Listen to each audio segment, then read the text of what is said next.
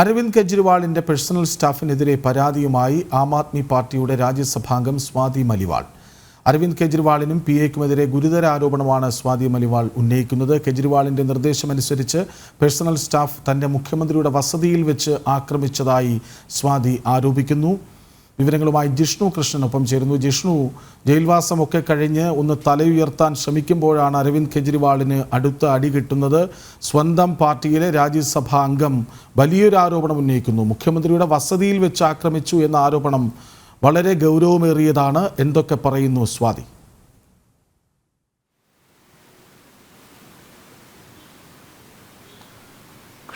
തീർച്ചയായും ഗുരുതരമായ ആരോപണമാണ് ആം ആദ്മിയിലെ തന്നെ വനിതാ നേതാവും ഒപ്പം രാജ്യസഭാ അംഗവുമായിട്ടുള്ള സ്വാതി മലിവാൾ മുഖ്യമന്ത്രി അരവിന്ദ് കെജ്രിവാളിനെതിരെയും ഒപ്പം പേഴ്സണൽ സ്റ്റാഫ് വൈഭവ് കുമാറിനെതിരെയും നിലവിൽ പരാതിയായി ഉന്നയിച്ചിട്ടുള്ളത്. ഇന്ന് രാവിലെ ആണ് ഇത്തരത്തിലൊരു പരാതി പോലീസ് കൺട്രോൾ റൂമിൽ ഫോൺ കോൾ മുഖേന ലഭിച്ചിട്ടുള്ളത്. പോലീസ് വ്യക്തമാക്കുന്നത് ഈ പരാതി ലഭിച്ചിട്ടുള്ളത് ഫോൺ കോൾ മുഖേനയാണ്. അതുകൊണ്ട് വിശദമായ അന്വേഷണത്തിന് ശേഷം മാത്രമേ FIR രജിസ്റ്റർ ചെയ്യുക. വിഷയം അന്വേഷിച്ചു വരികയാണ് എന്നുള്ളതാണ് നിലവിൽ ഡൽഹി പോലീസ് അറിയിച്ചിട്ടുള്ളത്. ഡൽഹി പോലീസിന് ലഭിച്ചിട്ടുള്ള ഫോൺ കോൾ വിവരപ്രകാരം അരവിന്ദ് കെജ്രിവാളും പേഴ്സണൽ സ്റ്റാഫ് വൈഭവ് കുമാറിനുമെതിരെ ഗുരുതരമായ പരാതിയാണ് സ്വാതി മലിവാൾ ഉന്നയിച്ചിട്ടുള്ളത്. കെജ്രിവാളിന്റെ നിർദ്ദേശമനുസരിച്ച് പേഴ്സണൽ സ്റ്റാഫായ വൈഭവ് കുമാർ തന്റെ മുഖ്യമന്ത്രിയുടെ വസതിയിൽ വെച്ച് ആക്രമിച്ചു എന്നുള്ള ഗുരുതരമായ ആരോപണമാണ് ഇപ്പോൾ സ്വാതി മലിവാൾ ഉന്നയിച്ചിട്ടുള്ളത്. ആം ആദ്മിയുടെ തന്നെ രാജ്യസഭാ അംഗവും ഒപ്പം വനിതാ നേതാവുമാണ് സ്വാതി മലിവാൾ. സ്വാതി മലിവാൾ ഇത്തരത്തിലൊരു ആരോപണം ഉന്നയിക്കുമ്പോൾ തീർച്ചയായും വലിയ പ്രതിരോധത്തിലേക്ക്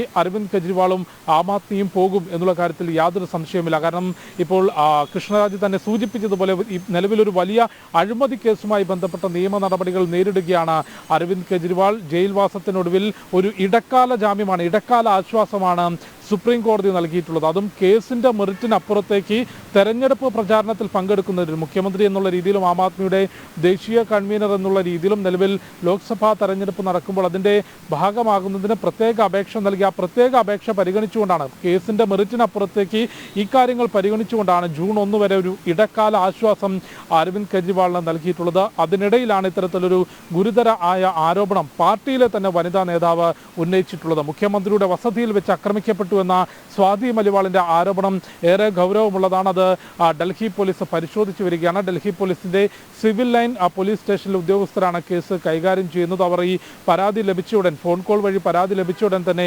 മുഖ്യമന്ത്രിയുടെ വസതിയിൽ എത്തിയിട്ടുണ്ട് എന്ന് മനസ്സിലാക്കുന്നു. അതിന്റെ കൂടുതൽ വിശദാംശങ്ങൾ ഡൽഹി പോലീസ് അറിയിക്കേണ്ടതുണ്ട്. പോലീസ് കൺട്രോൾ റൂമിലേക്ക് ഫോൺ കോൾ മുഖേനയാണ് ഇത്തരത്തിലൊരു പരാതി ലഭിച്ചിട്ടുള്ളത്. കൃഷ്ണരാജ്. അരവിന്ദ് കെജ്രിവാളിന് അടുത്ത തിരിച്ചടി. പാർട്ടിയിലെ തന്നെ രാജ്യസഭാംഗം പ്രൈവറ്റ് സെക്രട്ടറിയെ കൊണ്ട് ആക്രമിച്ചു എന്ന പരാതിയുമായി രംഗത്ത് വന്നിരിക്കുന്നു. വിവരങ്ങൾ നൽകുകയായിരുന്നു ജിഷ്ണു.